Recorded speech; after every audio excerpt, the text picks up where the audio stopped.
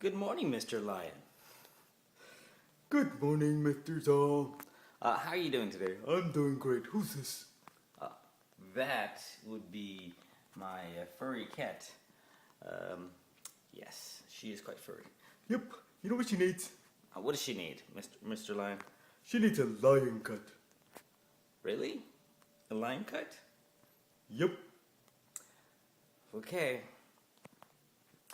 Well, I'll hold her down and you get the scissors. alright. We'll be right back, guys. Yar. Mr. Lion, how you doing? I'm good. Look like we have a haircut, and guess who else got a haircut? Who? Oh my god. That's right. She got a fabulous lion's cut. Look at her. That is what you call a lion's cut. Now that is sexy. Well,